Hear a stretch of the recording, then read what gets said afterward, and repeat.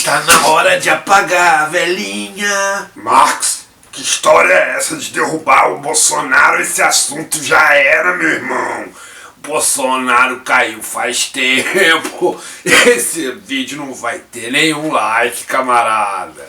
Será que não? Vem com a gente que eu quero contar umas novidades pra vocês.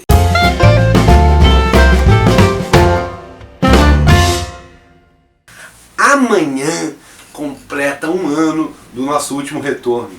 Dia 30 de outubro de 2022, a gente entrou de novo no ar aqui no canal e fizemos o maior sucesso. Foi o vídeo mais visto e comentado aqui da nossa nova fase. Aliás, é o vídeo mais comentado de qualquer das nossas fases. E ali a gente estava muito em cima da campanha. Havia uma tarefa que era acabar com o fascismo brasileiro, que não acabou ainda, e a gente queria dar uma palhinha sobre a eleição. Só que o vídeo foi muito visto e a gente não estava preparado para isso. Então a gente resolveu, no dia de hoje, lembrar os bons tempos e rever aquela história que a gente contou naquele vídeo. O vídeo que eu estou falando é esse daqui, o número 13, Marx faz 13. E ali a gente falou um pouco sobre a questão do mito que a galera estava pedindo aqui para a gente comentar no canal. Só que de lá para cá, tivemos dois grandes camaradas que nos deram uma dica mais interessante para a gente rever essa história. A primeira delas foi a camarada Rita Von Huth, que nos deu a dica, no Erramos, sobre as referências culturais que ela traz. E uma delas era o camarada Theodor Adorno. Adorno é fundador da Escola de Frankfurt. E ele conseguiu aplicar o materialismo histórico dialético na questão do fascismo e o resultado foi bem interessante e eu vim aqui dividir com vocês, porque ele pode ajudar a gente a combater essa nova onda de extrema-direita que está acontecendo no país. E outro camarada sensacional que a gente andou lendo e estudando nesse último ano é o camarada que fez velhas histórias, memórias futuras, sobre a tradição em Paulinho da Viola, que a gente também comentou no primeiro vídeo do Marx Responde. Eduardo Granja Coutinho. Grande camarada Eduardo Granja, um grande abraço. E essas duas grandes referências, Rita Von Huth e Eduardo Granja Coutinho, nos fizeram estudar um pouco do Adorno e pasmem, ele tem uma leitura muito parecida com aquela que a gente fez no Marx faz 13. E por isso a gente resolveu fazer de novo aquele vídeo, só que dessa vez utilizando teóricos marxistas. O camarada Theodor Adorno é da Escola de Frankfurt. Se vocês lembrarem do vídeo que a gente fez sobre a Revolução Russa, vocês vão perceber que o camarada Lenin e praticamente todos os membros ali do Partido Bolchevique achavam que a Revolução Russa ia iniciar na Rússia e ia se espalhar pela Europa. E um dos países em que eles mais apostavam que a Revolução ia vir com força era a Alemanha, porque na Alemanha o movimento operário era mais organizado. Mas foi justamente na Alemanha, onde o movimento operário estava mais organizado, que o fascismo veio com a maior força de todos e quase venceu a Segunda Guerra. E isso criou um grande espanto para a maioria dos camaradas, tanto da esquerda quanto os teóricos. Ali, na Alemanha, na década de 20, surgiu a Escola de Frankfurt. A Escola de Frankfurt reunia alguns camaradas que, pegando o método do materialismo histórico dialético, aplicaram os estudos de cultura. E eles fizeram um estardalhaço tão grande, tão grande, tão grande, que a extrema-direita até hoje os teme. E chamam isso de marxismo cultural. Vocês devem ter ouvido isso já várias vezes. O marxismo cultural, tão temido, ele nasce ali na Escola de Frankfurt. E um dos camaradas mais importantes desse processo é justamente o Adorno. A gente, para entender a questão do mito, tem um texto muito bom sobre indústria cultural do Adorno, que se chama Indústria Cultural, a Dialética do Esclarecimento como Mistificação das Massas.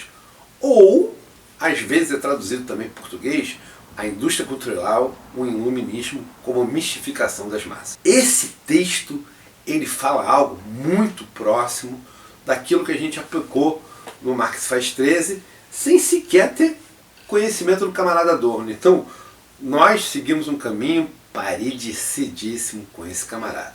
O texto é logo depois da guerra. A guerra termina em 45 e Adorno publica ele em 47.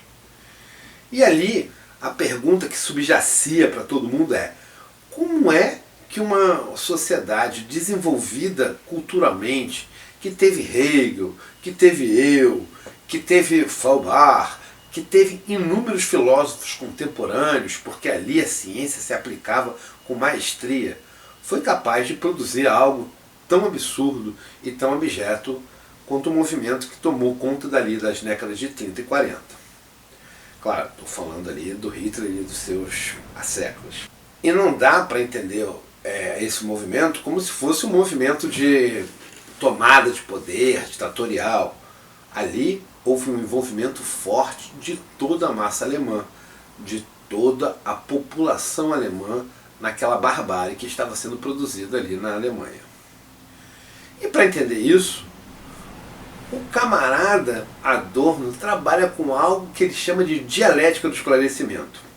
E ele vai dizer que o mito produz a ciência e a ciência produz o mito. Dialética do esclarecimento, iluminismo com mitificação das massas.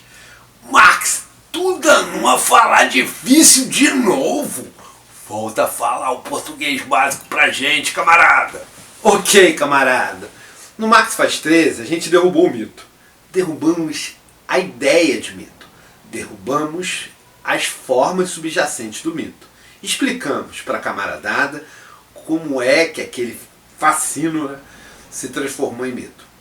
E ali a gente disse que o mito, nas sociedades que não tinham escrita, tinha uma função primordial, tinha uma função importante, tinha uma função de conhecimento. Olha só, pasmem, o camarada Adorno diz a mesma coisa que a gente. O mito, e vamos usar aqui um exemplo, por exemplo, a mitologia grega, que é a mais badalada por nós. Tem vários mitos que explicam de uma forma que a gente sabe é ficcional a realidade. Mas aquela sociedade grega que ainda não tinha escrita, aquela sociedade grega de 10 mil anos, que tinha agricultura, mas ainda não dominava a filosofia, ou seja, a sociedade grega pré-socrática, mas bem pré-socrática, tinha uma relação com a materialidade. E aí a gente vai trabalhar com o princípio do materialismo histórico dialético. Eu sugiro que vocês deem uma olhada na playlist da gente, que a gente aborda o tema, e se quiserem ler algo a respeito, ideologia alemã é onde eu melhor explico sobre isso. Mas ali, na materialidade do dia a dia, os gregos antigos tinham um problema, que eles dominavam a agricultura, mas a agricultura tinha a época certa de plantio para poder ter a época certa da colheita, tinha a hora certa de ser regada, tinha a quantidade certa de água a ser usada em cada caso. E, eventualmente, mesmo utilizando todas as coisas certas, podia não funcionar. No entanto, aquela sociedade não tinha um manual escrito, porque ainda não dominava a escrita. A escrita veio aparecer bem depois na Grécia. Como é que eles fariam para explicar uns aos outros como funcionava como é que funcionava o plantio, qual era a época de plantar, por que a época era essa e não a outra? Eles precisavam explicar o outro. A realidade que eles recorriam era mnemônica, era a memória, que um usava do outro. Mas para a memória ser bem acessada, ela precisa de alguns procedimentos. E o mito caía como uma luva. Então, por exemplo, a gente tem o mito da Perséfone. Ela é filha de Zeus com uma irmã de Zeus, Deméter. Deméter é a deusa da agricultura. Então, na mitologia, na forma como eles encaravam a realidade, para eles o que gerava a fertilidade do solo, o que permitia as épocas certas de plantio para poder ter a época da colheita, era uma deusa chamada Deméter que fecundava, tornava o solo fértil. Acontece que a filha dela, Perséfone, foi raptada pelo irmão de Zeus. Zeus era o deus dos deuses, o maior de todos, o deus que reinava sobre os outros deuses. E o irmão dele, um dos irmãos dele, chamava Hades, e vivia no submundo, no mundo abaixo do nosso, para onde iam os mortos.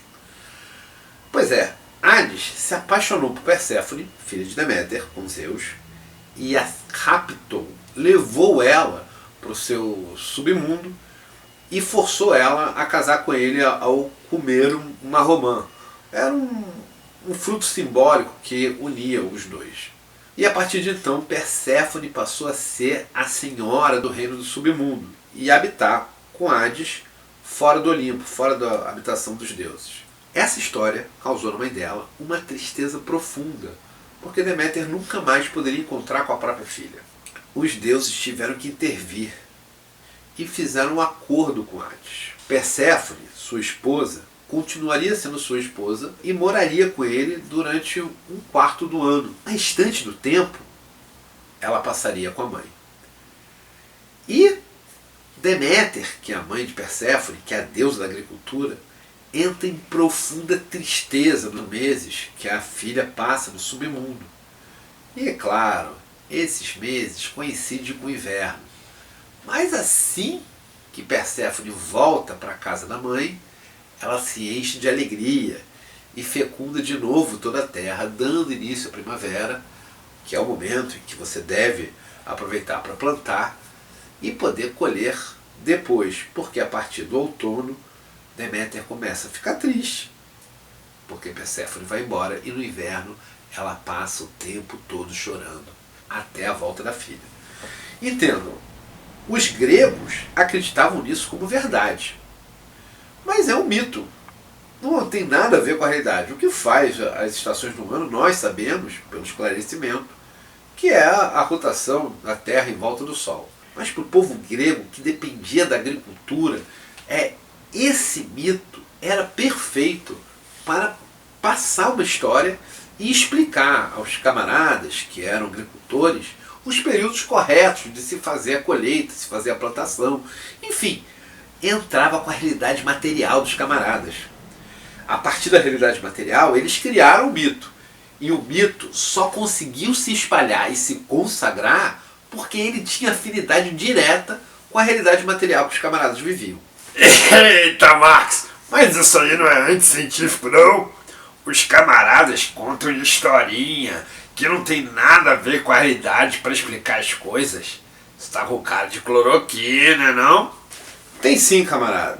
Mas Adorno percebeu que nessa tentativa de contar uma história que explicasse a realidade, o homem já produzia uma inquietação no porquê. E essa inquietação, na relação dele com o mito, e o mito nem sempre vai funcionar na realidade, acaba gerando outros mitos para poder explicar por que aquele mito não funcionou naquele exato instante. E conforme vai avançando historicamente na humanidade, essa inquietação humana em tentar entender a razão das coisas acabou chegando nos movimentos filosóficos pré-socráticos, no Sócrates e em tudo que se seguiu a isso. Ou seja, ele acaba culminando na ciência. Essa é a dialética. Ao tentar responder à realidade pelo mito, o ser humano criava já um movimento que ia acabar chegando na ciência. Mas é preciso que a gente também perceba que, embora o Adorno trabalhe bastante com o ferramental marxiano para conseguir até produzir a dialética do esclarecimento, ele recai em alguns momentos no idealismo, principalmente no idealismo fatalista, e isso acontece porque, na verdade, ele tem uma amargura, um pessimismo, uma grande tristeza pelo fato da ciência ter desembocado no absurdo que foi o nazismo alemão. É por isso que alguns marxistas não gostam do Adorno. Um deles, inclusive, é o Ian Neves, que já disse que... Eu não sou especialista em escola de Frankfurt, nunca me interessei, inclusive eles são extremamente antissoviéticos. A gente respeita o camarada Ian, mas a gente acha que Adorno tem muita coisa interessante e que vale sim dar uma lida nele e estudar ali, porque alguns ferramentais vão ajudar a gente a entender a realidade. E, aliás, eu preciso contar para vocês que essa é a primeira vez que o Ian Neves aparece aqui no nosso programa. A gente concluiu que esse retorno não podia fechar o ano sem aparecer o camarada por aqui também. Nós queremos agradecer de coração toda a acolhida que vocês fizeram esse ano com a gente. A gente vai aqui, no meio desse vídeo, aproveitar para pedir para vocês seguirem a gente nas nossas redes, darem aquela contribuição no Apoia-se se puderem, porque o nosso equipamento, como eu disse, está no seu limite. Nós aqui já comentamos de forma sutil o canal Jovem Nerd, E para nossa surpresa, o Jovem Nerd colocou a gente no programa deles. Cal, tá difícil. O mundo não te entende, Cal. As pessoas não te entendem. Caralho! 200 anos se passaram e a situação tá na mesma merda, cara. Peraí. Também fizemos um programa sobre o camarada João Carvalho e fizemos a campanha para que ele chegasse a 100 mil seguidores. E a nossa maior surpresa foi descobrir que o camarada João Carvalho nos assistiu e que gosta do nosso sotaque. Cara, Karl Marx com o sotaque do rei é muito mais gostoso, né? Também somos muito gratos ao camarada Gustavo Gaiofato, que na verdade foi uma das maiores forças que o nosso canal teve nesse período. Aparecemos 2 vezes em 2 programas do camarada Gustavo Gaiofato. Muito obrigado por todo o carinho e consideração. E o melhor de tudo, chegamos a encontrar pessoalmente com o camarada. Aliás, a gente também tomou a partido do Thiago Santinelli, naquela briga que o Vitor Santos tentou fazer com ele. E também tivemos o prazer de nos encontrarmos pessoalmente com ele quando o camarada esteve aqui no Rio de Janeiro. Acabei de fazer meu solo aqui no Campo Grande, Rio de Janeiro. O Karl Marx em pessoa veio no meu show ali, ó. Pablo, o Theo Chiari, o Vitor Chambreiro e os lixos que vieram também. Tudo que aconteceu esse ano, somos muito gratos a cada um de vocês, principalmente a camaradada que tem dado um grande apoio, comentando nossos vídeos, dando ideia, como Matheus Lara, Jeff, Ana Carola, a camarada Emiliane, o camarada Yuri, Ismael, vários camaradas que são super presentes. Enfim, todo mundo que tem dado muita contribuição nesse nosso retorno. E agora vamos voltar para o tema do nosso vídeo. Até agora a gente percebeu como é que Adorno resolveu a questão do mito chegar até o ponto do esclarecimento. Mas ali no texto da indústria cultural, Adorno vê um fato negativo quando finalmente a humanidade chega na época do esclarecimento, a época do iluminismo, a época da ciência.